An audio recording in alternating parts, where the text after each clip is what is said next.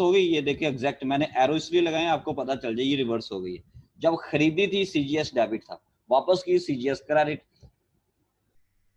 ठीक है, सॉरी जब बेची थी सीजीएस अकाउंट डेबिट, चीज वापस आ गई है क्रेडिट। जब बेची थी इन्वेंट्री चली गई बिजनेस से, इन्वेंट्री क्रेडिट हो गई, अब चीज वापस आ रही है तो इन्वेंट्री डेबिट कर दी मैंने, तो ये मैंने रिवर्स कर दिया। अब एक एंट्री को मजीद दूसरी एंट्री को भी रिवर्स करेंगे, एक और एंट्री को रिवर्स करेंगे। अब ये जो देखो सेल, सेल क्रेडिट है, यहाँ पे आके हम डेबिट कर देंगे, लेकिन साथ लिखेंगे return, sales return and allowance account debit,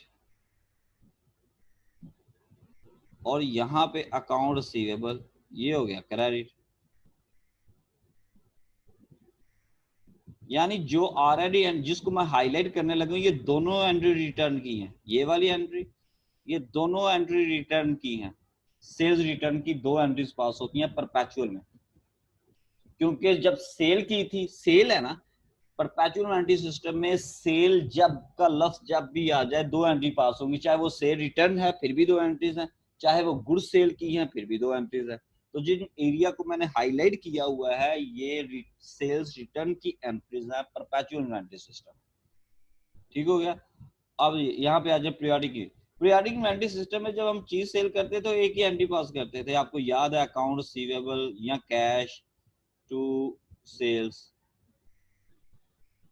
तो जब रिटर्न हुई है तो इसी को हम रिवर्स करेंगे, ये अकाउंट रिसीवेबल हो गया क्रेडिट, और ये सेल्स क्रेडिट था ये रिवर्स हो गया डेबिट, लेकिन हम साथ पूरा लिखेंगे सेल्स रिटर्न एंड अलाउंस। इसको साफ करके एक मिनट लिख देता हूं, यानी यहाँ पे सेल्स रिटर्न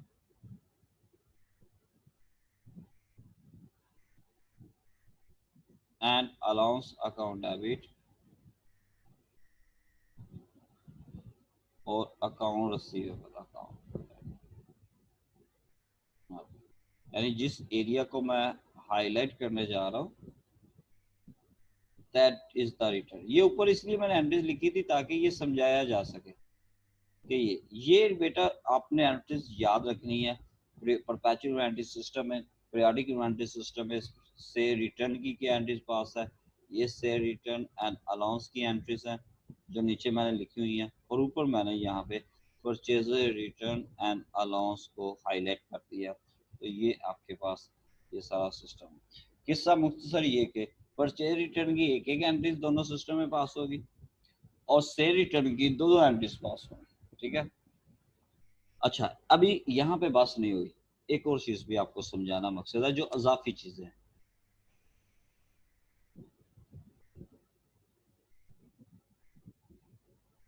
वो है डिस्काउंट के हवाले से।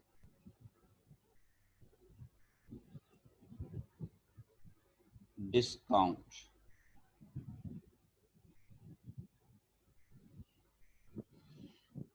अब डिस्काउंट होता है दो तरह का। ये लास्ट सेमेस्टर में मैं आपको बड़ी डिटेल से बता चुका था कि डिस्काउंट का मतलब होता है कोई रायत, जब हम चीज खरीदते हैं तो पैसे पेमेंट करते वक्त कोई रायत मिल जाए, या कोई उधार चीज खरीदते हैं तो अर्ली पेमेंट को प्रॉम्प्ट करने के लिए, याद है हमने क्या डिस्काउंट का लफ्ज पढ़ा था। पर डिस्काउंट का मतलब है खरीदार को कोई ना कोई, यानी जो बायर है परचेजर है, कोई ना कोई रायत मिल रही है सेलर की तरफ से, चाहे वो उधार माल खरीदा है, फुल पेमेंट वसूल करने के इवज मिल रही है या एट द स्पॉट मिल रही है, वो बात की बातें हैं। ये जो डिस्काउंट है ये दो तरह का होता है, एक होता है ट्रेड डिस्काउंट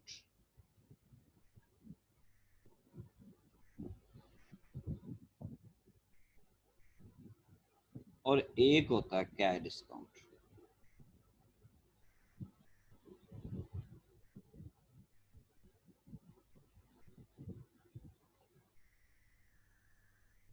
ट्रेड डिस्काउंट का मतलब मैं आपको लास्ट सेमेस्टर में पढ़ा चुका था। ट्रेड डिस्काउंट का मतलब है एक बायर और एक सेलर है, बायर सेलर से चीज परचेज कर रहे हैं, चीज परचेज करते वक्त लिस्ट प्राइस में से एट द स्पॉट सेलर जो रायत करता है उसे ट्रेड डिस्काउंट कहते हैं। चाहे वो फ्लैट डिस्काउंट के नाम से कर दे, चाहे वो बार्गेनिंग करके आपको रैत कर दे, चाहे वो रिलेशनशिप की बुनियाद पे रैत कर दे, चाहे वो बल्क मिकदार में आप चीजें खरीद रहे हैं इसलिए वो डिस्काउंट कर दे, किसी वजह से भी जो प्राइस कोटेड है, लिस्टेड है, उसमें कमी कर दे किसी भी वजह से, जो मैंने अभी बोली उसका नाम है ट्रेड डिस्काउंट। ट्रेड डिस्काउंट में एक खासियत ये होती है, वो स्पॉट ऑफ सेलिंग होती है। इसमें उधार नगद माल का कोई चक्कर नहीं है। जब आपने चीज खरीदारी की, मुआयदा तय पाया खरीदने का, बेचने का, वो जो लिस्ट प्राइस में से है उसमें जो प्राइस कम कर दी गई वो कहलाती है ट्रेड डिस्काउंट। और हमने लास्ट सेमेस्टर में ये पढ़ा था, मैं सिर्फ रिवाइज कर रहा हूँ। ट्रेड डिस्काउंट रिकॉर्ड नहीं होता, बुक्स ऑफ अकाउंट में ट्रेड डिस्काउंट रिकॉर्ड नहीं होता। ये भी बात मैं आपको लास्ट सेमेस्टर में समझा चुका था। अब आते हैं क्या डिस्काउंट की तरफ। ये भी मैंने आपको समझा दिया था कि भाई जो कैश डिस्काउंट होता है उसमें उधार माल का खरीदना और बेचना जरूरी होता है। पहली शर्त ये है। सपोज मैं दोबारा रिवाइज कर देता हूं। ये एक शख्स है जी, ये एक और शख्स है, इसका नाम है ए और इसका नाम है बी। ए ने बी को चीज सेल की 2000 की, उधार, क्रेडिट पे उधार सेल की 2000। बी ने प्रॉमिस किया बी ने, कहता मैं प्रॉमिस करता हूं कि आपको ये जो पेमेंट है मैं 20 दिन के बाद अदा कर दूं, 20 डेज के बाद। मैं प्रॉमिस करता हूं कि मैं 20 दिन के बाद रकम अदा कर दूंगा। ए ने कहा ठीक है भाई, ओके हो गया, कोई मसला नहीं है, तो मेरे भाई हो। लेकिन सपोज 10-15 दिन के बाद ए को पैसों की जरूरत पड़ गई। ए जाता है भाई बी के पास जाता है। बी को कहता है जनाब आप ऐसा करें, आपने मेरे पैसे देने हैं 2000, मेहरबानी कर दें यार, मजबूर हूं। बी कहता नहीं भाई, प्रॉमिस किया था 20 दिनों के बाद, अभी तो मेरी कमेटी नहीं निकली, फलां पैसे नहीं आए। फिर ए एक ऑफर करता है बी को। ए को चूंकि अभी पैसे जरूरत है, वो 5 दिन सपोज वेट नहीं कर सकता। अभी 20 दिन पूरे होने में 5 दिन बकाया हैं, लेकिन ए को भी पता है यार 20 दिनों का वादा था, बी को भी पता है अभी 5 दिन बकाया है, ए को भी पता है 5 दिन बकाया है, तो बी कहता है मैं तो अभी पैसे नहीं दूंगा, ए को भी पैसों की जरूरत है। फिर ए ऑफर करता है जनाब बी को, बी साहब नाराज ना हो यार, मैं भी आपको मुश्किल वक्त में काम आया था, चले कोई नहीं, आप मुश्किल वक्त में काम नहीं आ रहे, आपके पास पैसा नहीं है, तो मैं एक आपको ऑफर करता हूँ। वो ऑफर ये है कि अगर आप अभी मुझे पेमेंट कर दे, ए बी को कह रहा है, सेलर बायर को कह रहा है अभी मुझे पेमेंट कर दें तो मैं आपको 2000 रुपया छोड़ दूंगा, सॉरी 1000 रुपया या कुछ 500 छोड़ दूंगा, थोड़ी अमाउंट कर लेते हैं, 2000 तो सारा है, 500 छोड़ दूंगा। आप ऐसा करें मुझे 1500 रुपया दे दें अभी अगर आप मुझे पेमेंट करते हैं। भी सोचता है सपोज कि यार ये तो बड़े वारे में है, अगर मैं 5 दिन बाद अदा करूंगा तो मुझे 2000 रुपया अदा करना पड़ेगा, अभी मैं पेमेंट करता हूँ तो मुझे 1500 रुपया मिलता है। तो सपोज ये बी उसको 1500 रुपया अदा करके अपना अकाउंट सेटल करवा देता है, 1500 रुपया पे कर देता है। तो ये क्या हुआ, ए ने क्या किया, बी को रायत दी, डिस्काउंट दिया। जरा सिनेरियो देखिएगा दोनों में। ये जो ए है ये क्या था, क्रेडिटर था, है सेलर था, लेकिन सेलर के पास क्या बन गया, क्रेडिटर। और बी क्या है, डेटर मकरूज। बी है डेटर, ए है क्रेडिटर। तो ये क्या हुआ, एक क्रेडिटर ने डेटर को 500 रुपया छोड़ दिया ताकि मुझे जल्दी पैसे मिल जाएं, जो मुकर्रर डेट थी उससे पहले पैसे मिल जाएं। डेटर को भी फायदा हुआ, उसके पैसे थोड़े से कम अदा करने बने, क्रेडिटर को फायदा हुआ कि जल्दी पैसे मिल गए, तो दोनों को फायदा हुआ। क्रेडिटर डेटर को अर्ली पेमेंट अदा करने के इवज जो रायत देता है, जो डिस्काउंट देता है, जो डिडक्शन करता है, that is called cash discount. Cash discount में जरूरी है पहले उधार माल बिके, उधार माल बिके, फिर उसके बाद जल्दी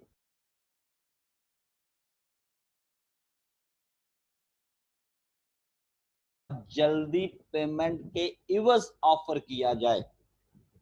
ठीक है, मेरा ख्याल है काफी हद तक ये मैंने रिपीट किया आपको, ये लास्ट सेमेस्टर में बताया था मैंने आपको। अब अगली बात सुने जी। अब जो ए है, ये जो मैंने अभी बताया, ये जो ए है इसने डिस्काउंट दिया, ये सेलर है। हमने पढ़ा था लास्ट सेमेस्टर में ये डिस्काउंट अलाउड है, लेकिन फॉरेन ऑथर में इसे कहते हैं सेल डिस्काउंट। यानी ये जो 500 रुपया है ए के नजदीक, ये क्या है? सेल डिस्काउंट, क्योंकि सेलर दे रहा है। और ये जो बी के नजदीक है, यही डिस्काउंट 500 का कहलाता है परचेज डिस्काउंट। ये वही है डिस्काउंट सेव्ड, लेकिन नाम में अब फर्क है। फॉरेन ऑथर इसे परचेज डिस्काउंट का लफ्ज यूज करते हैं, वही चीज है, डिस्काउंट सेव, डिस्काउंट अलाउड। तो ये है सेल डिस्काउंट और परचेज डिस्काउंट। अब ये जो कैश डिस्काउंट है, अमूमन ये तो मैंने आपको बड़ी देसी सी एग्जांपल दी, पैसों की जरूरत पड़ गई, लेकिन जो डिस्काउंट है ये मैंने ऑलरेडी आपको बताया। जो कैश डिस्काउंट है उसकी जो टर्म्स है ना, जब भी चीज बेचे या खरीदें उसी वक्त तय कर ली जाती है। कैश डिस्काउंट की जो टर्म्स हैं, जब चीज खरीदे या बेचें उसी वक्त तय कर ली जाती है कैश डिस्काउंट। आपको याद है मैंने आपको ये बताया था 2, 10 एंड 30, आपको याद होगा। मतलब ये शुरू में बता दिया जाता है कि भाई 210, 310, 340। ये मैं सिर्फ आपको रिवाइज करवा देता हूँ। इस 2 का मतलब होता है number of days, sorry number of discount या परसेंटेज ऑफ डिस्काउंट क्या है। ये 2 का मतलब होता है परसेंटेज ऑफ डिस्काउंट।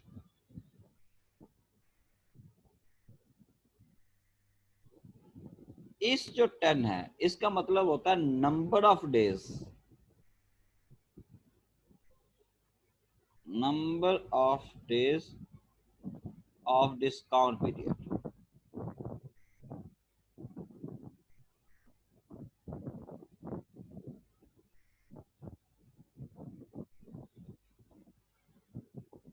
एन से मुराद है नेट, नेट अमाउंट।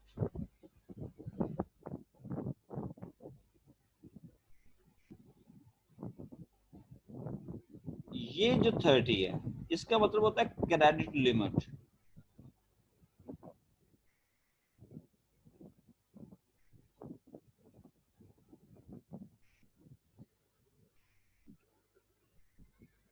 इसका मतलब होता है क्रेडिट लिमिट। अब इसका मतलब है, ये मैंने सिंबॉलिक लिखा है, 10 की जगह 20 भी हो सकता है, 2 की जगह 4, 5, 6, जितना भी। इसका मतलब है अगर सपोज मैं चीज खरीदता हूं किसी दूसरे शख्स के साथ और वो सेलर कहता है यार ये चीज तुम ले लो 2, 10 एंड 30 टर्म के साथ, यानी खरीदते वक्त ही बता दिया जाता है। क्या मतलब इसका? अगर तुम 10 दिनों के अंदर पैसे दे दोगे, मैं तुम्हें 2% डिस्काउंट दूंगा। जितना भी तुम माल लेके जा रहे हो ना, उस पर 2% का डिस्काउंट दूंगा। नहीं तो अगर ऐसा ना किया, कोमा है ना, इसका मतलब अगर ऐसा ना हुआ तो तुम्हें फुल अमाउंट, एंड से मुराद है नेट अमाउंट, मुकम्मल अमाउंट 30 दिनों के अंदर मुझे अदा करनी होगी। 30 की बजाय 20 भी हो सकता है, 10, 15 भी हो सकता है, जो भी टर्म्स तय पाए। तो इसका मतलब है, पूरी लाइन का मतलब है 10 दिनों के अंदर तुम अगर मुझे पेमेंट करते हो तो मैं तुम्हें 2% डिस्काउंट दूंगा, नहीं तो मुझे 30 दिनों के अंदर अंदर तुम्हें रकम पूरी अदा करनी पड़ेगी।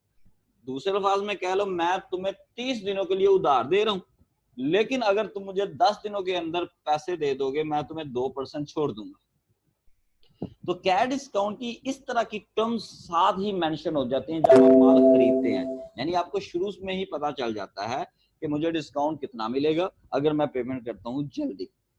ठीक हो गया। तो ये हो गया कैश डिस्काउंट के मुतालिक थोड़ा सा। अच्छा, दूसरी बात है, अब कैश डिस्काउंट में दो चीजें जो आ रही हैं, सेल डिस्काउंट है या परचेज डिस्काउंट है, जिस तरीके से भी है, अब उसको रिकॉर्ड करने का तरीका क्या है?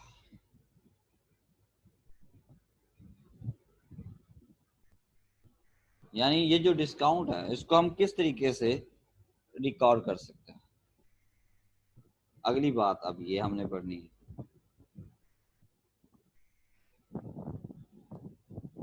अब मैं इसको सेलर के पॉइंट ऑफ व्यू से बताऊंगा, है सेलर जो सेल डिस्काउंट के पॉइंट ऑफ व्यू से।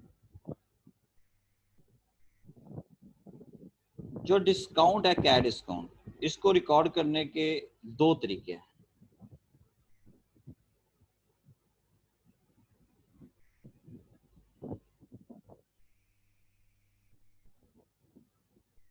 रिकॉर्डिंग ऑफ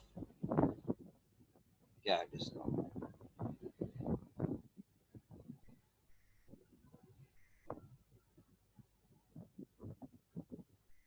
एक तरीका कहलाता है ग्रॉस मेथड,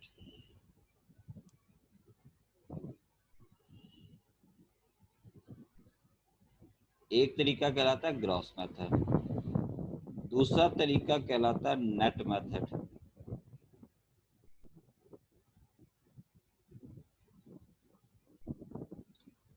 तो दोनों तरीकों से आइए देखते हैं कि किस तरीके से हम जो डिस्काउंट है उसकी रिकॉर्डिंग करते हैं। इसमें एग्जांपल के तौर पे मैं लेता हूं, सपोज ये ईजी, सपोज हमने चीजें खरीदी हैं, परचेज,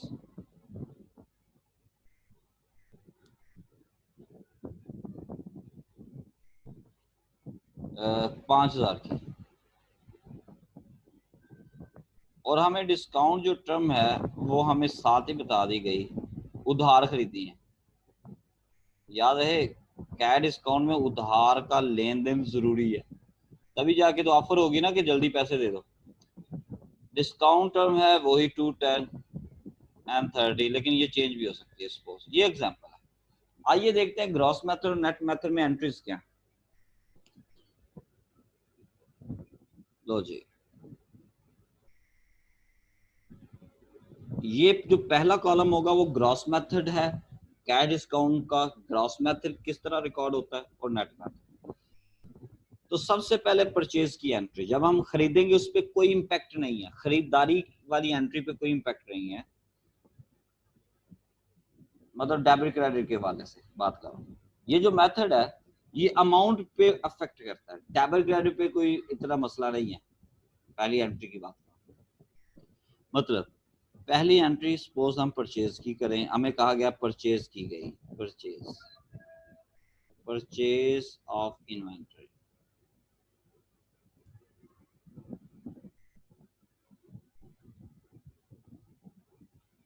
तो जो ग्रॉस मेथड है, ये पहला कॉलम ग्रॉस मेथड का है। इसमें आपने देखना, जब आपने एंट्री पास करनी है फिर देखना क्या ये परपेचुअल मेथड है या पीरियोडिक है। सपोज परपेचुअल है, मैं दोनों में परपेचुअल मेथड अज्यूम करने लगा, तो इन्वेंटरी अकाउंट डेबिट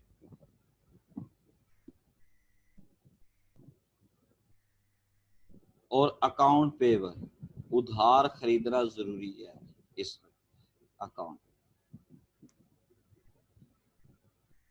और नेट मेथड में भी एंट्री वही है, यानी अगर परपेचुअल एंट्री सिस्टम है तो इन्वेंटरी अकाउंट डेबिट और अकाउंट पेबल अकाउंट क्रेडिट।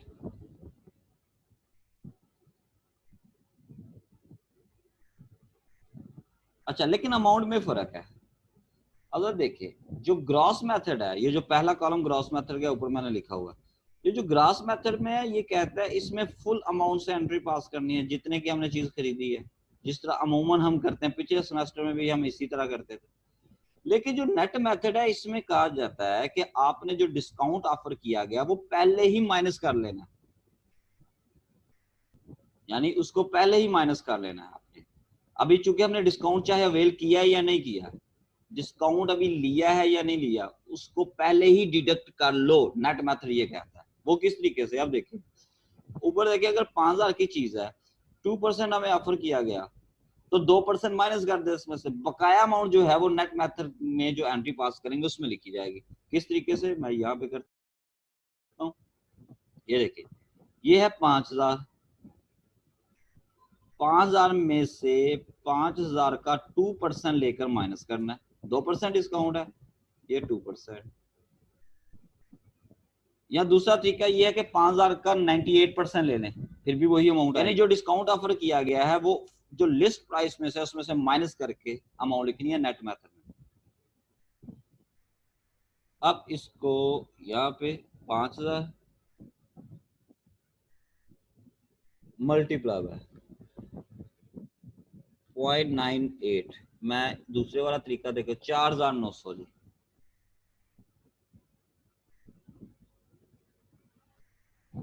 यानी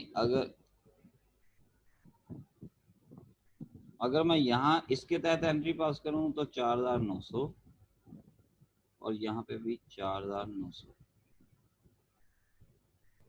तो जी ये परचेज करने की एंट्री में इम्पैक्ट पड़ा है अमाउंट पे। अगर मैं नेट मेथड यूज करता हूं तो डिस्काउंट चाहे अवेल नहीं किया तो वो माइनस करके पहले ही लिख लेना है। अब देखिए दूसरी एंट्री में मैं अज्यूम करने लगा हूं, if discount is availed, if discount is availed, avail का मतलब है अगर हमने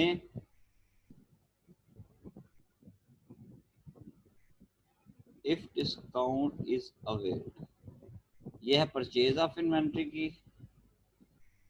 अगर हमने डिस्काउंट ले लिया, डिस्काउंट लेने का मतलब है वो 10 दिनों के अंदर हमने पेमेंट कर दी, तो फिर क्या एंट्री पास होगी दोनों ग्रॉस मेथड में और परपेचुअल।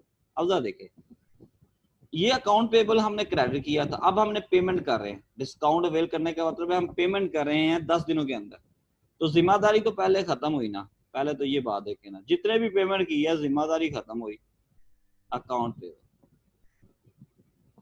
जितने भी पैसे अदा कर रहे हैं हमारे जेब में से कैश चला गया, कैश अकाउंट क्रेडिट, ये दो अकाउंट तो उसी तरह ना पेमेंट की है।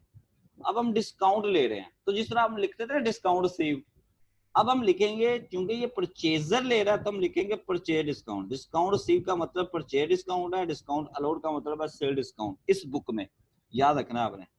तो ये परचेज डिस्काउंट, कुछ डिस्काउंट भी मिला हमें, परचेज डिस्काउंट, जिस तरह हम लास्ट सेमेस्टर में ये एंट्री पास कर चुके हैं। अब देखिए अगर मुझे डिस्काउंट मिला है तो मुझे कितनी पेमेंट की होगी, डिस्काउंट कितना जी, देखिए 5,000 का 2% हमें ऑफर किया गया, तो 100 ही बना ना, तो ये हो गया 100। यहाँ पे कितना आया, पैसे कितने देने पड़े, 4,900, और अकाउंट पेबल उतने से डेबिट जितने से क्रेडिट किया था, ये देखिए ऊपर हमने 5,000 से क्रेडिट किया था तो जिम्मेदारी 5,000 से खत्म हुई।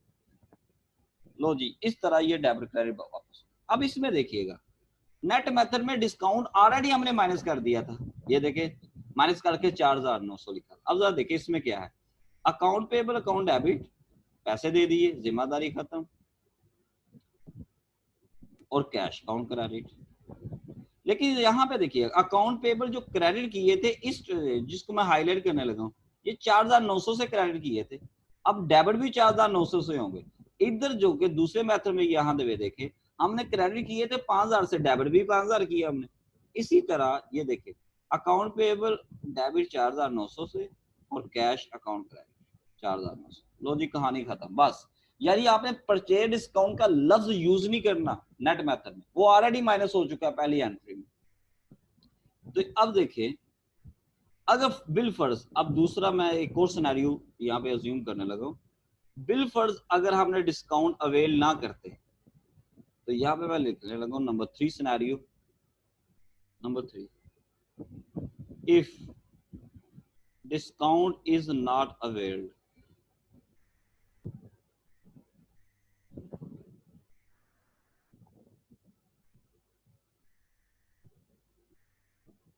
नॉट अवेल का मतलब है हमने मुकर्रर डेट पे, यानी जो डिस्काउंट वाली डेट है उसमें हमने पेमेंट नहीं की, वो पेमेंट गुजर चुकी है, वो सॉरी वो डेट गुजर चुकी है, हमारे पास पैसे नहीं थे, हमने अब फुल अमाउंट पे करनी है। चलो जितनी भी अमाउंट पे करेंगे, एक बात तो क्लियर है, अकाउंट पेबल डेबिट होगा, जिम्मेदारी खत्म होगी, चाहे कम दिए हैं ज्यादा दिए हैं वो बाद में देखते हैं। और cash account credit, account payable credit उतनी अमाउंट, अकाउंट पेबल डेबिट उतनी अमाउंट से जितनी अमाउंट से क्रेडिट किए थे। कितने से क्रेडिट किए थे? 5000 से। पहली एंट्री में देखें तो यहाँ पे देखें अकाउंट पेबल वाली जिम्मेदारी 5000 से। अब कैश पेमेंट कितनी करनी पड़ रही है? अब डिस्काउंट अवेल नहीं किया, पूरे 5000 रुपया। लो जी, कहानी खत्म हो गई। इसकी कहानी यहाँ पे तमाम, नॉट अवेल। अब इस सिनेरियो में देखिएगा, इस सिनेरियो में भी अकाउंट पेबल डेबिट हम पेमेंट कर रहे हैं, अकाउंट पेबल डिस्काउंट नहीं लिया लेकिन पेमेंट कर रहे हैं, account payable. Account payable debit उतनी अमाउंट से जितनी अमाउंट से क्रेडिट किए थे। कितनी अमाउंट से क्रेडिट किए थे? इसमें 4900 से। तो यहाँ पे पहली एंट्री में देखना आपने कितने अमाउंट से क्रेडिट किए थे, उतने से डेबिट 4900 से। लेकिन अब हम कैश पूरा अदा कर रहे हैं, कैश हम पूरा अदा कर रहे हैं, कैश वो कितना अदा कर रहे हैं? 5000। तो इसका मतलब है 100 का डिस्काउंट जो ऑलरेडी माइनस कर चुके थे वो हम दोबारा उसको ऑलरेडी हम उसको इनकम के तौर पे देखे ना, पहली एंट्री में देखे 4900 से एंट्री पास की, डिस्काउंट ऑलरेडी माइनस कर दिया। ये 100 का डिस्काउंट हमने गंवा दिया, इसको कहते हैं परचेज डिस्काउंट लॉस। ये एक्सपेंस होता है, एक्सपेंस में इजाफा हुआ। यहाँ पे मैं डेबिट साइड पे एक लफ्ज यूज करूंगा, परचेज डिस्काउंट लॉस का, लॉस्ट 100 से। 4900 भी डेबिट, 100 भी डेबिट, 5000 हो गए, 5000 क्रेडिट। बिस्मिल्लाहिर्रहमानिर्रहीम। रब्बिश्रह ली सदरी व यस्सिर ली अमरी वहलुल उक़दतम मिन लिसानी यफ़क़हू क़ौली। रब्बि ज़िदनी इल्मा।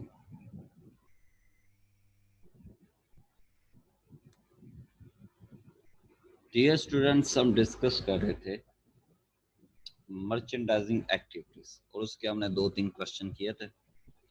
याद रहे मैंने आपको ये डिस्कस किया था कि ये चैप्टर आपकी गिरफ्त में तब आएगा जब आपको 3 चीज़ें एटलीस्ट इस वक्त आपके गिरफ्त में हो। एक, परपेचुअल इन्वेंटरी सिस्टम और पीरियडिक इन्वेंटरी सिस्टम के दरमियान जो डिफरेंस है एंट्रीज के मतलब एटलीस्ट वो आपको बताना चाहिए। और how to cost of goods sold is calculated by applying 2 formulas according to given circumstances. ठीक है, जो एक हमने डिस्कस किया था opening stock at purchases less closing stock. और ये फार्मूले में कोई भी चीज़ अगर मिस हमें कहा जाए कि फाइंड आउट करें मिसिंग है, तो हम वो मिसिंग फिगर कैलकुलेट कर सकते हैं, चाहे वो कॉस्ट ऑफ गुड्स सोल्ड है, चाहे वो ओपनिंग स्टॉक है, चाहे वो परचेजेस है, चाहे वो क्लोजिंग स्टॉक है या क्लोजिंग इन्वेंटरी है। दूसरा हमने रिलेशनशिप देखा था, सेल्स में से अगर हम ग्रॉस प्रॉफिट डिडक्ट करते हैं तो जो रिजल्टिंग फिगर आती है that is called cost of goods sold. तो आइए नेक्स्ट क्वेश्चन को कंटिन्यू करते हैं। ये आपके सामने एक क्वेश्चन नजर आ रहा है, मैं इसको हाईलाइट कर देता हूँ। जो हम करने जा रहे हैं, हम करने जा रहे हैं प्रॉब्लम 6.1a। ठीक है, और लिखा हुआ है इवेल्युएटिंग प्रॉफिटेबिलिटी, और ये प्रॉब्लम है। ठीक है, प्रॉब्लम थोड़ी सी मुश्किल होती है एज कंपेयर टू एक्सरसाइजेस या ब्रीफ एक्सरसाइज। सबसे पहले क्वेश्चन पढ़ते हैं, जरा गौर से क्वेश्चन देखना है, समझना है। ठीक है, प्रॉब्लम 6.1a। ओके, मैं पहले यहाँ पे भी लिख लूँ ताकि रेफरेंस लिख लूँ। यहाँ पे प्रॉब्लम 6.4a, इसको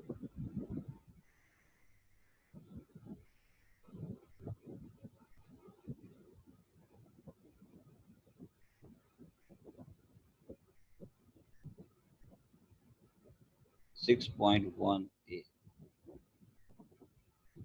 ये हम प्रॉब्लम करने जा रहे हैं। ठीक है, और पेज नंबर भी देख लेते हैं पेज नंबर क्या है जी।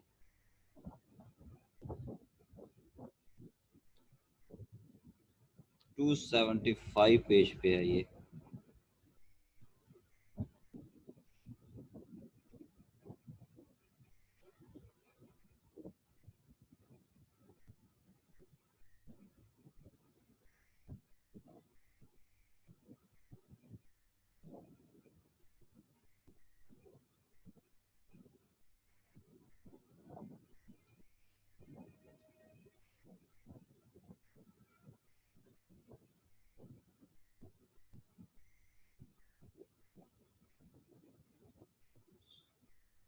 चलो जी,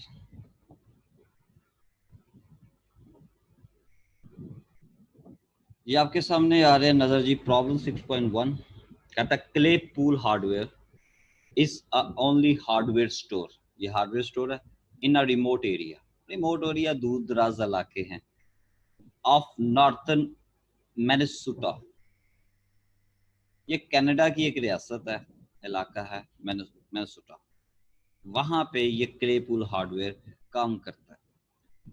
सम ऑफ क्ले पूल्स ट्रांजैक्शन कहता है कुछ ट्रांजैक्शन क्ले पूल की जो इस साल हुई during the current year are as follows. वो ये है, यानी कुछ ट्रांजैक्शन जो हैं वो ये हुई है। क्या हुई है? सबसे पहले इंस्ट्रक्शन डिस्कस कर लेते हैं। जब आपने ओपनिंग पैराग्राफ पढ़ने के बाद अगर आप इंस्ट्रक्शन पढ़ेंगे तो हम क्वेश्चन जो जितना भी है ना उसकी बॉडी जो क्वेश्चन की है हम उसी अंदाज से पढ़ सकेंगे। हमें अगर कहा जाएगा कॉस्ट ऑफ गुड्स सोल्ड मालूम करें तो हमें हमारी नजर फार्मूले पे होगी, ओपनिंग स्टॉक है कहाँ पे है।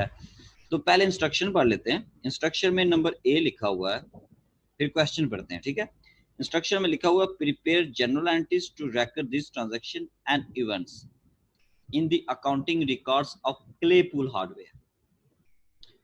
एंड पे ब्रैकेट में बड़ी इंपॉर्टेंट लाइन लिखी हुई है, company uses a perpetual inventory system.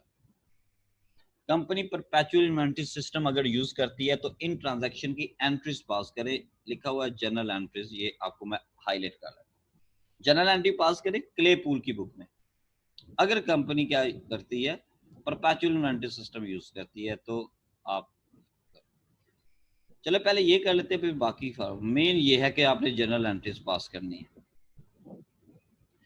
Low ji, general entry में लिखा हुआ है पहली ट्रांजैक्शन नवंबर 5 को जो अकर हुई, सोल्ड लंबर ऑन अकाउंट। कहता है नंबर हमने बेचा ऑन अकाउंट, उधार।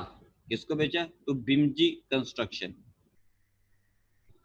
ये कंपनी का नाम है जी जिसको बेचा, और ये ऑन अकाउंट का मतलब है उधार बेचा है।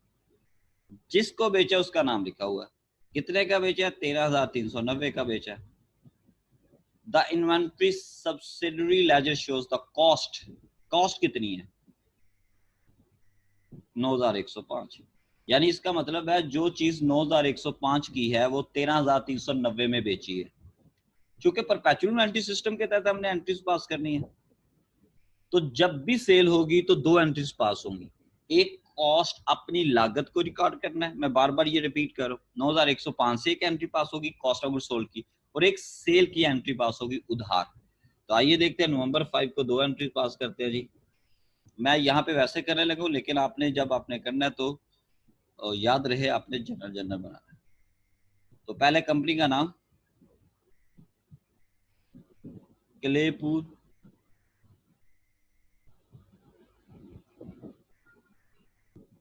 जर्नल। उसके बाद आपने ट्रांजैक्शन नंबर 5 को जी यहाँ पे मैं लिखने लगा नंबर 5। लो जी, दो एंट्रीज पास करने लगा। पहले कॉस्ट ऑफ गुड्स सोल्ड को रिकॉर्ड करूंगा, फिर सेल को रिकॉर्ड करूंगा। तो सबसे पहले cost of goods sold account debit 9,105 से,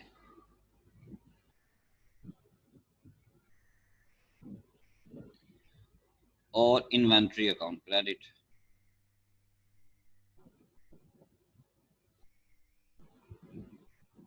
ये भी 9105, ये है कॉस्ट ऑफ गुड्स सोल्ड।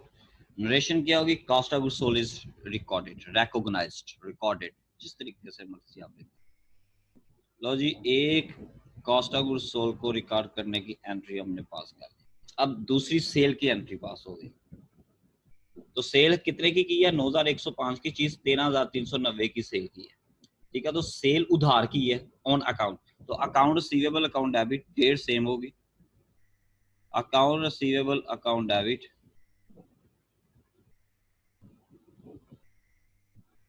और सेल्स अकाउंट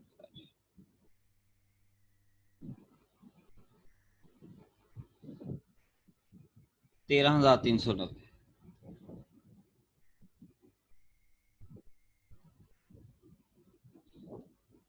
लो जी, ये दो ट्रांजैक्शन उसी तरह जो मैंने आपको शुरू वाले लेक्चर्स में बताई कि ये ट्रांजैक्शन, चूंकि ये परपेचुअल एंट्री सिस्टम है, ब्रैकेट में बेशक क्वेश्चन के स्टार्ट में लिख दिया करें कि ये परपेचुअल है। जिस तरह मैं यहाँ पे लिखने लगा हूँ, यहाँ पे शुरू में लिखने लगा हूँ कि ये परपेचुअल इन्वेंट्री सिस्टम है।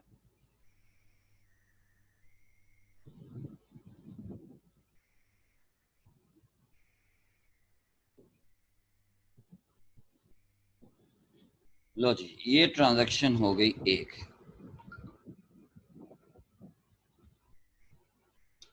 अच्छा जी, उसके बाद दूसरी ट्रांजैक्शन हम देखते हैं।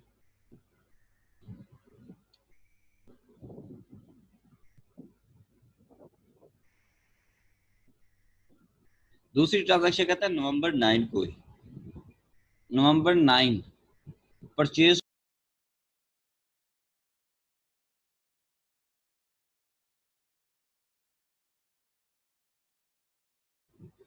कहता है उधार खरीदे ऑन अकाउंट, उधार कुछ, क्योंकि हार्डवेयर का काम है, कुछ टूल्स वगैरह उसने परचेज किए ओवर टूना टूल कंपनी से। ये कंपनी का नाम है जिसे उधार खरीदे हैं। ठीक है, कितने के खरीदे हैं? 3800 के, यानी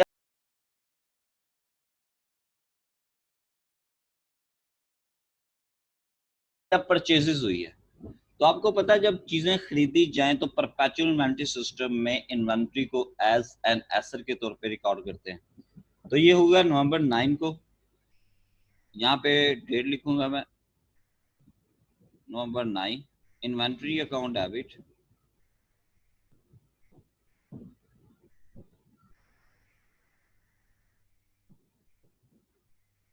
और चूंकि उधार है, कैश नहीं दिया, तो लायबिलिटी में इजाफा हुआ, account payable.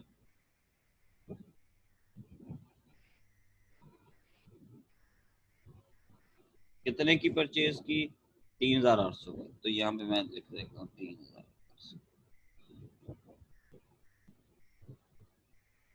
Inventories purchase on credit. ठीक है, ऊपर वाली गुड्स आर सोल्ड और नीचे उससे ऊपर वाली cost of goods sold is recorded. ठीक है, तो ये नरेशन इनकी होगी। तो इसको मैं यहाँ पे ऐसे,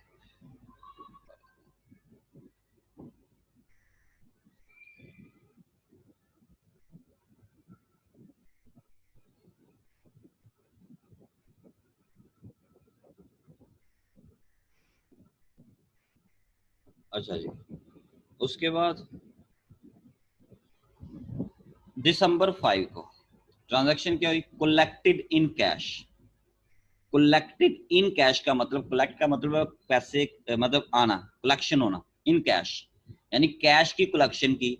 कौन सी? 13390, account receivable from बिमजी construction.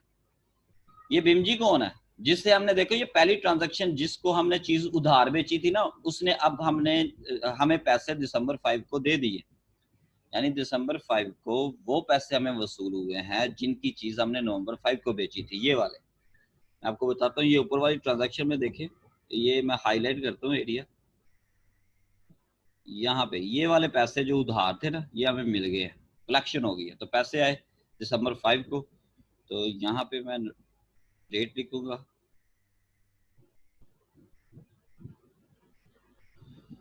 December 5, cash account debit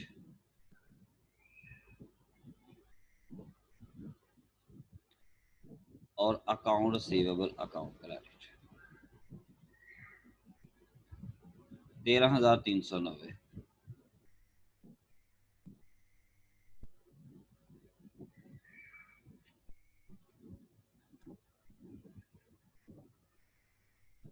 amount is collected.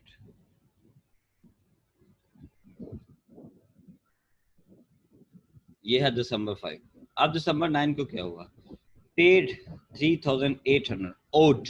ओट का मतलब जो मकरूज थी, जिसके पैसे देने थे वो अदा कर दी। ओट जो हम पे कर्जा था वो हमने अदा कर दिया 3,800।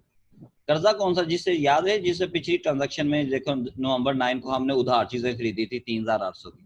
कहता अब जाके दिसंबर 9 को वो पेमेंट हमने कर दी है। दिसंबर 9 ये वाले मैं आपको बताता हूँ। ये जो ऊपर वाले है, ये वाले जो इन्वेंट्री हमने उधार खरीदी थी, अब इसकी पेमेंट हमने कर दी। तो जब हम पेमेंट करेंगे तो लायबिलिटी कम हो जाएगी, खत्म हो जाएगी। तो दिसंबर 9 को यहाँ पे डेट लिखूंगा, दिसंबर 9। अकाउंट्स पेबल, अकाउंट डेबिट,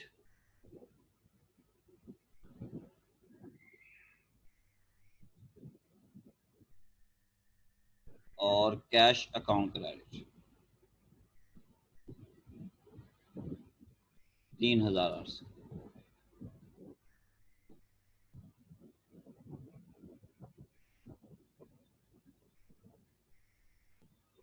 तो ये लाइन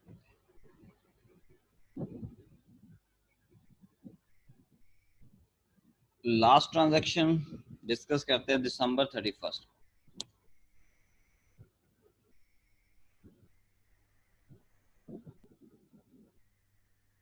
कहते हैं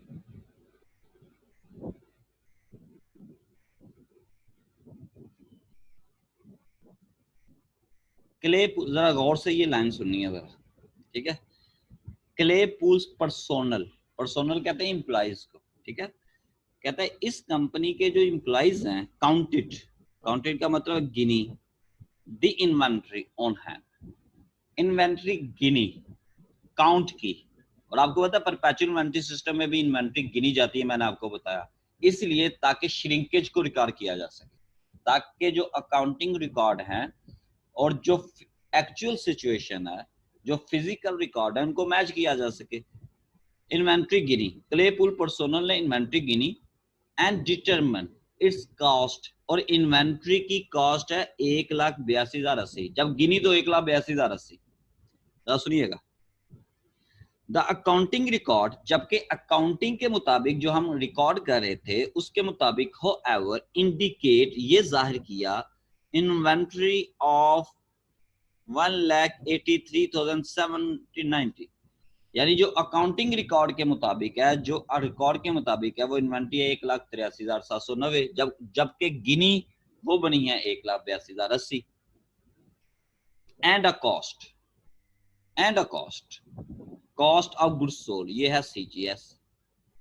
ये क्या है? सीजीएस। और सीजीएस है 6,95,222।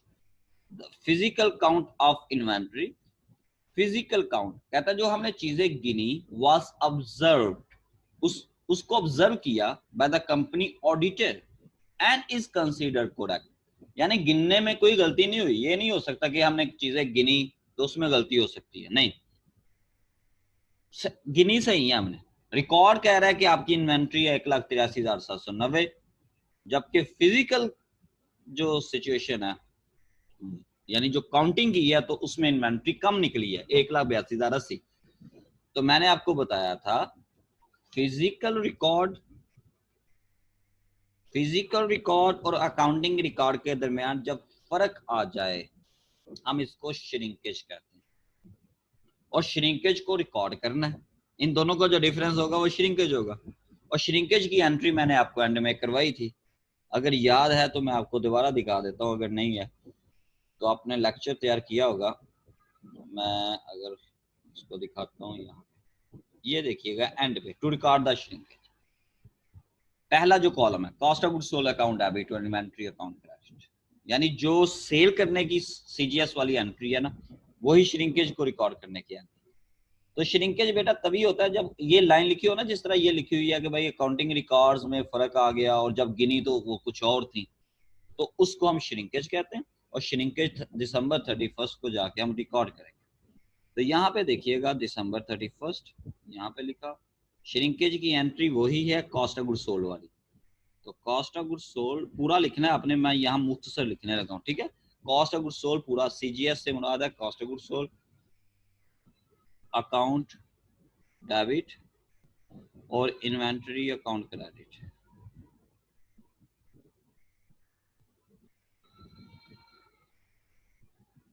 और आपने रिकॉर्ड इस तरह, ये देखिए ये जो फिगर है 1,83,790, ये रिकॉर्ड के मुताबिक है। आपने पहले लिखनी है 1,83,790 माइनस, और जो गिनी वो कितनी थी 1,82,080, 1,82,080, इनका आपने डिफरेंस कैलकुलेट करना है। और ये डिफरेंस करके डेबिट साइड पे भी वही लिखना है और क्रेडिट साइड पे भी। तो मैं ये कैलकुलेट कर लूं, 1,83,090 कैलकुलेट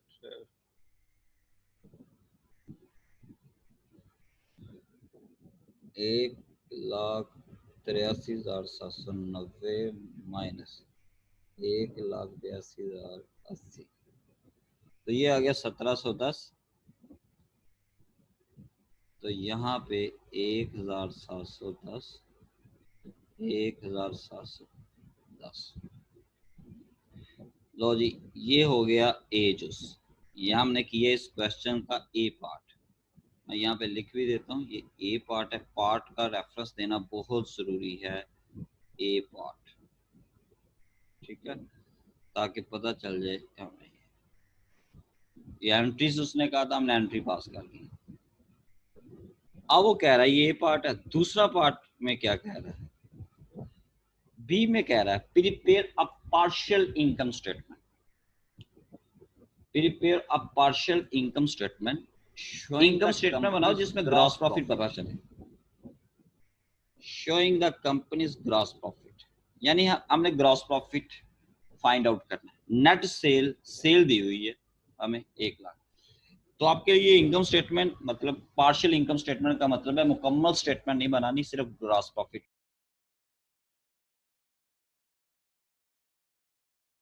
मैं आपको बताता हूँ किस तरीके से हम मालूम करते हैं। ये भी है, जब भी ये लाइन आए, आपको पता हमने एक इक्वेशन बनाई थी, ये CGS is equal to sales minus gross profit. तो अगर ग्रॉस प्रॉफिट मालूम करना है तो क्या करूंगा, ग्रॉस प्रॉफिट अगर मालूम करना है, देखें मैं आपको जरा समझाता हूँ। ये इक्वेशन ऑलरेडी हमने डिस्कस की थी ना, सेल में से अगर ग्रॉस प्रॉफिट निकालना है तो CGS आती है, ठीक है। तो अगर हम सेल्स में से, एक मिनट, ये ग्रॉस प्रॉफिट दूसरी साइड पे CGS plus gross profit is equal to sales, ये भी ठीक है ना। ये मैं ग्रॉस प्रॉफिट दूसरी जाके प्लस, अगर ग्रॉस प्रॉफिट इधर ही रहे तो इक्वेशन क्या बन गई, gross profit is equal to sales minus CGS। तो इसका मतलब है ग्रॉस प्रॉफिट मालूम करने के लिए सेल में से CGS माइनस करना। लेकिन ये फार्मूले से नहीं, वो कह रहा है इनकम स्टेटमेंट बना। तो यही काम यही करेंगे, लेकिन एक स्टेटमेंट की सूरत में करेंगे, फार्मूले की सूरत में नहीं। किस तरह, मैं आपको बताता हूँ। सबसे पहले हम नाम लिखेंगे क्लेपूर, क्लेपूर, और एक ऊपर लिखेंगे इनकम स्टेटमेंट,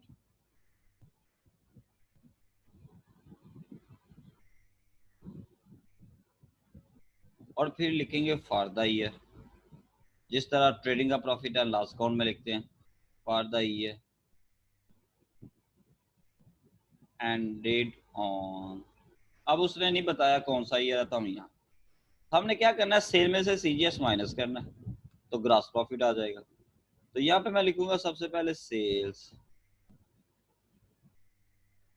स्टेटमेंट में या वैसे ही लाइनें बना, यहाँ लाइन लगा लें, एक कॉलम बना लें या ना भी बनाए, खैर है। सेल्स, हमें सेल लिखनी है। सेल देखे 20 में उसने बताई है 1,24,900, 10 लाख, सॉरी 10,24,900। तो यहाँ पे मैं लिखूंगा, यहाँ पे ऊपर डॉलर का साइन लिख दें, 24,900। मैंने सेल में से क्या माइनस करना है, सीजीएस। ये देखिए इक्वेशन जो ऊपर मैंने लिखी हुई है ये वाली, सेल में से सीजीएस माइनस करना है, तो मैं लिखूंगा लेस, या लेस ना भी लिखें, कॉस्ट ऑफ गुड्स सोल्ड लिख ले, कॉस्ट ऑफ गुड्स सोल्ड।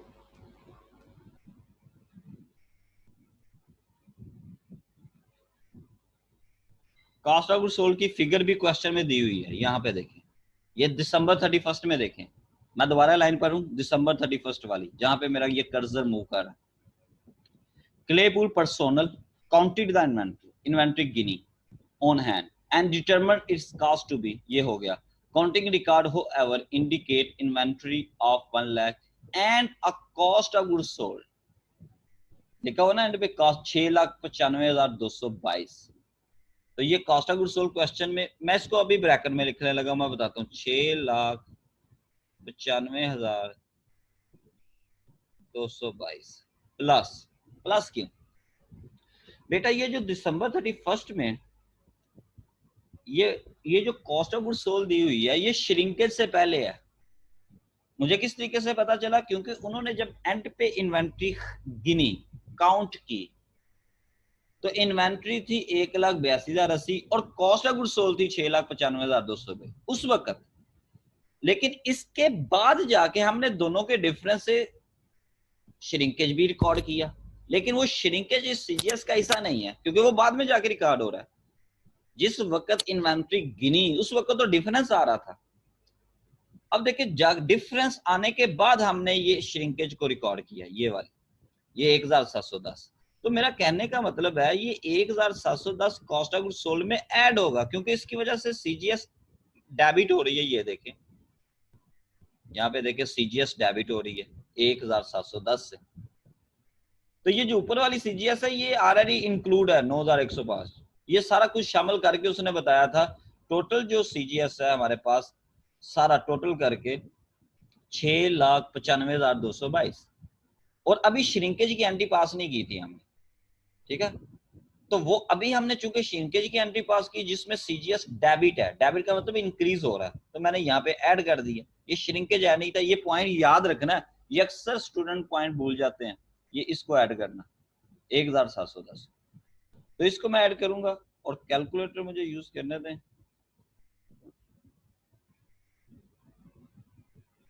तो 6,95,222 प्लस 1,710, 6,96,932,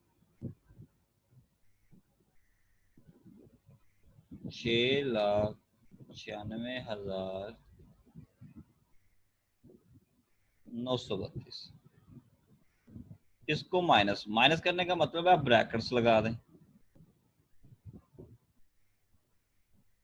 और इसको आप माइनस कर दें। तो मैं अगेन कैलकुलेटर यूज करूंगा।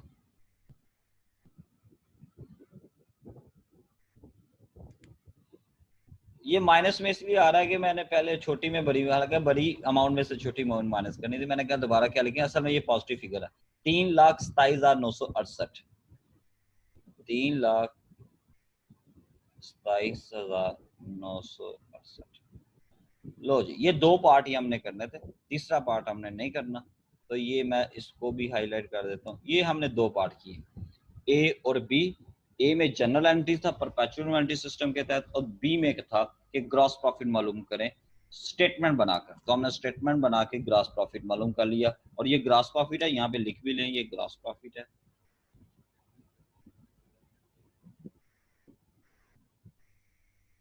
ये ग्रॉस प्रॉफिट 3,27,968। तो ये ए और ये बी पार्ट है, और इसको हमने कंप्लीट कर लिया। इसको मैं अंडरलाइन करता हूँ, क्वेश्चन हो गया 7।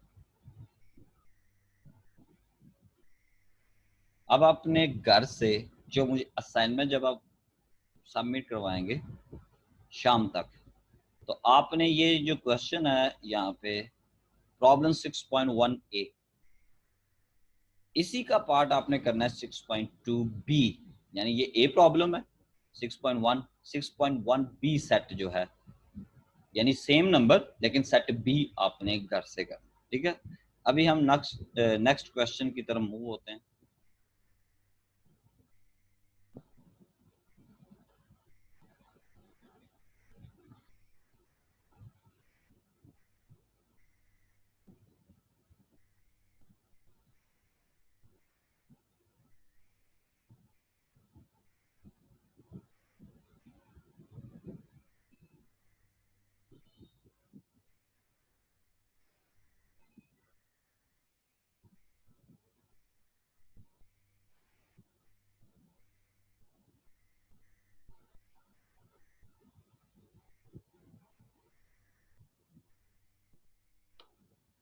अच्छा बेटा, नेक्स्ट क्वेश्चन करने से पहले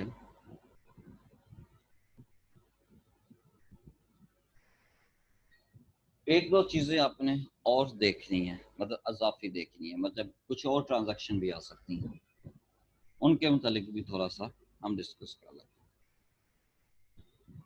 हैं। एक ये है,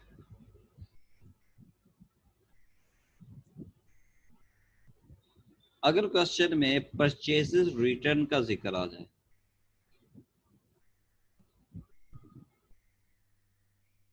परचेजेस रिटर्न एंड अलाउंस,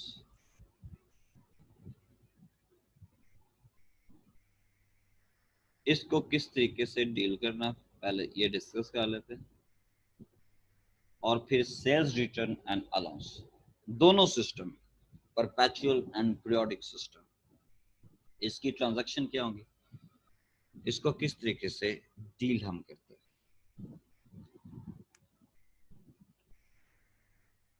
बेटा purchase and return and allowance का मतलब ये है, पहले मैं लास्ट सेमेस्टर में भी बताया था, इसको दो हिस्सों में पढ़े। पहले परचेज रिटर्न का मतलब है अगर खरीदी हुई चीज किसी वजह से आपने वापस कर दी तो आपके लिए वो परचेज रिटर्न है, क्योंकि आपने खरीदी हुई चीज वापस की है। अलाउंस का मतलब है रायत, मतलब ये भी हो सकता है ना कि एक आपने सूट परचेज किया, शर्ट परचेज की, आप वापस करने गए, लेकिन उसने कहा जनाब चीज वापस ना करें, थोड़ी सी खराब है, आप मैं पैसे कुछ वापस कर देता हूँ। उसने रायत की, डिडक्शन, मतलब पूरी चीज मुकम्मल वापस नहीं की, उसने प्राइस में रिडक्शन कर दी, जो पैसे ऑलरेडी वसूल किए थे वो कुछ पैसे वापस कर दिए, दैट इज कॉल्ड अलाउंस। चाहे अलाउंस अलाउंस कह ले पार्शियल रिटर्न है, मतलब मुकम्मल रिटर्न नहीं है, कुछ रिटर्न है, तो दोनों के लिए पैसे दे, चाहे वो पार्शियल रिटर्न है या कंप्लीट रिटर्न है, हम एक ही अकाउंट यूज करेंगे, that is called purchases return and allowance का लफ्ज यूज करेंगे। ओके हो गया।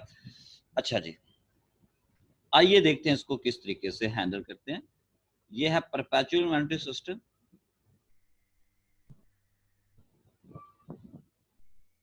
परपेचुअल इन्वेंटरी सिस्टम, और ये है पीरियोडिक इन्वेंटरी सिस्टम।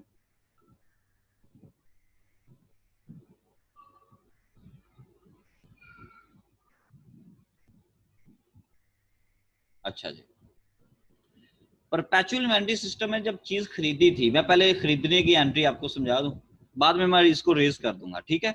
सिर्फ जब खरीदी थी तो आपको पता हमने किया था इन्वेंटरी अकाउंट डेबिट, और उधार, सपोज उधार परचेज किया तो अकाउंट पेबल,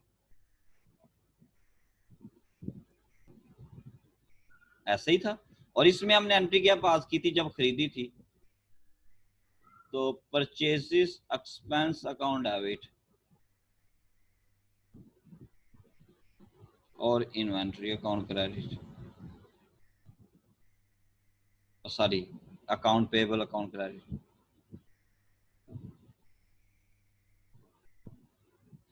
ये हमें एंट्री पास।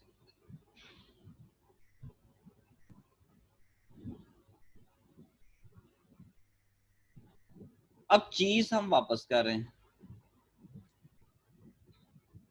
ठीक है, परचेज रिटर्न एंड अलाउंस। अब मैं इसकी एंट्री आपको यहाँ पे सिखाने लगा हूँ, इसके नीचे ये है गुड्स परचेज जब हमने की।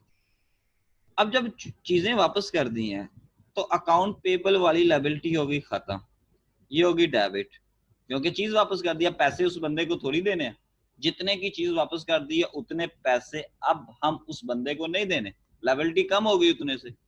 तो ये है रिटर्न की एंट्री जी, अकाउंट पेबल, अकाउंट डेबिट।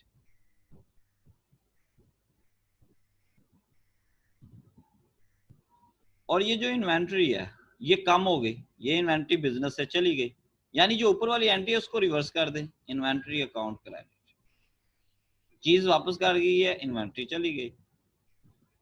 लो जी, अब यही चीज देखें इधर भी, अकाउंट पेबल यहां से भी रिड्यूस हो गए, दूसरे सिस्टम में भी यही चीज है, अकाउंट पेबल, अकाउंट डेबिट।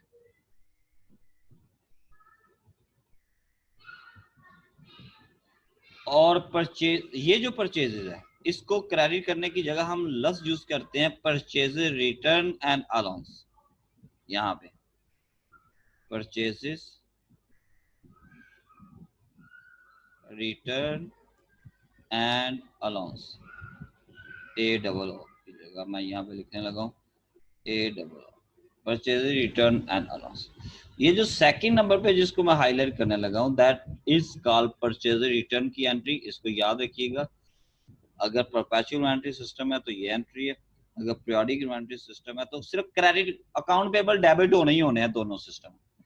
अगर परपेचुअल है तो इन्वेंट्री क्रेडिट हो जाएगी, और अगर पीरियोडिक है तो परचेजेस क्रेडिट हो जाएंगी, purchase return and allowance credit हो जाएगी। ये जो मैं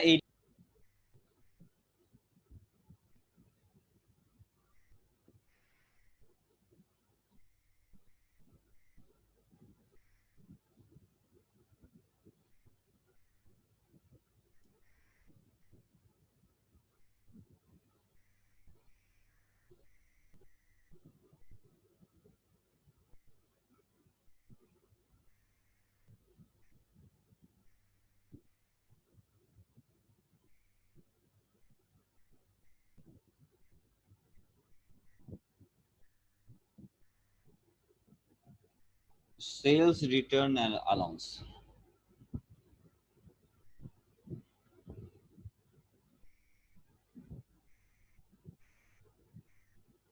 सपोज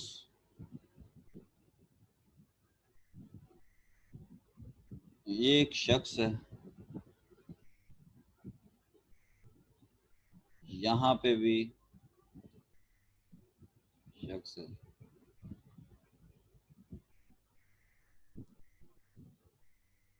लेफ्ट साइड वाला इसका नाम है ए, जो राइट साइड पे है इसका नाम है बी। ठीक है, ए ने बी को चीजें बेची, ए हो गया सेलर, दैट इज सेलर, ये जो है ये seller, and B that is called buyer, ये बायर। अब बी को चीजें पसंद नहीं, इसने कुछ चीजें वापस कर दी। अब ये जो परचेजर है यानी जिसने चीज खरीदी थी, इसके लिए वो चीज कहलाई परचेजर रिटर्न, क्योंकि इसने खरीदी थी। और ये सेलर है, इसने चीज सेल की है, बेची हुई चीज ये पहले सेल की थी फिर वापस आ रही है, बेची हुई चीज वापस आ रही है, that is called cell return. और उसी तरह अलाउंस का मतलब है अगर सेलर ने कुछ मुकम्मल तौर पे चीज वापस नहीं ली बल्कि प्राइस में रिडक्शन कर दी, कुछ पैसे वापस कर दिए, तो वो भी सेल रिटर्न नहीं होगी, लेकिन हम उसका नाम भी सेल रिटर्न होगा, चाहे पूरी चीज वापस की है या कुछ पैसे कटौती की है, उसका पूरा नाम होगा सेल रिटर्न एंड अलाउंस। हम पूरा चाहे अगर कुछ पैसे वापस किए हैं फिर भी हम लिखेंगे अकाउंट यूज करेंगे सेल रिटर्न एंड अलाउंस, अगर मुकम्मल चीज वापस कर दी गई तो फिर भी हम यही अकाउंट यूज करेंगे सेल रिटर्न एंड अलाउंस का। तो आइए देखते हैं इनकी एंट्रीज क्या है दोनों सिस्टम में। अगेन यहाँ पे मैं लिखूंगा परपेचुअल इन्वेंटरी सिस्टम और फिर पीरियोडिक इन्वेंटरी सिस्टम।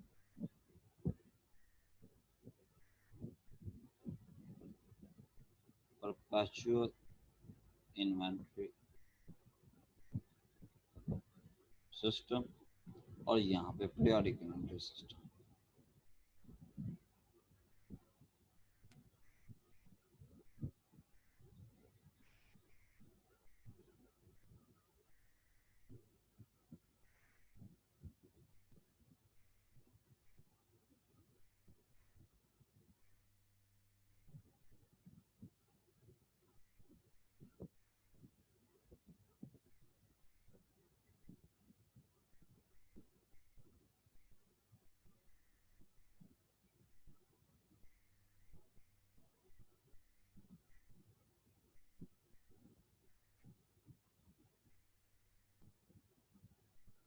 एक मिनट,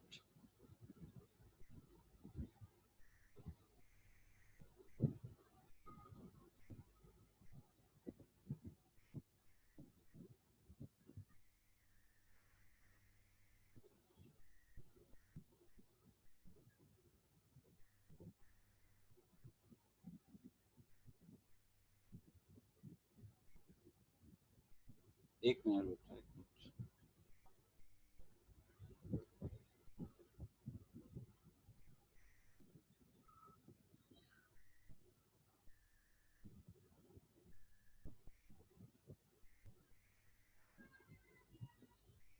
अच्छा जी, पीरियोडिक इन्वेंटरी सिस्टम,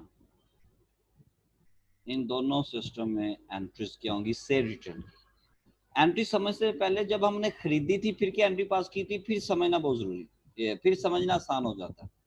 यानी अगर हमने सेल रिटर्न की एंट्री समझनी है तो पहले हमें ये समझना पड़ेगा कि जब हमने खरीदी थी, साइलर रिटर्न तभी की होंगी कि जब पहले हमने चीज खरीदी थी। पहले खरीदने की एंट्री को रिविजिट कर लेते हैं, फिर उसके बाद हम रिटर्न की एंट्री को देख लेते हैं, ठीक है।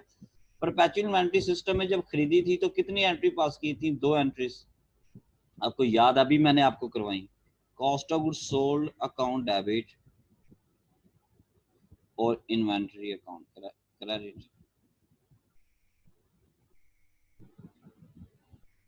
एक जब हमने सेल की थी ये एंट्री पास की थी, और दूसरी हमने की थी अकाउंट रिसीवेबल या कैश टू सेल्स,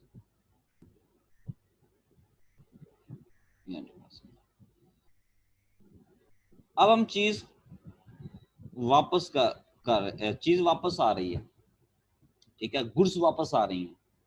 अब हम इसको रिवर्स कर लेंगे, दोनों एंट्रीज को रिवर्स कर लेंगे। परचेज करते थे, सॉरी सेल करते थे तो ये दोनों एंट्री पास करते थे। अब बेची हुई चीज, सेल की हुई चीज वापस आ रही है, तो अब ये दोनों एंट्रीज रिवर्स हो जाएंगी।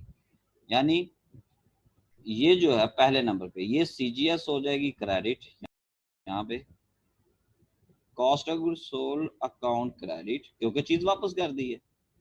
तो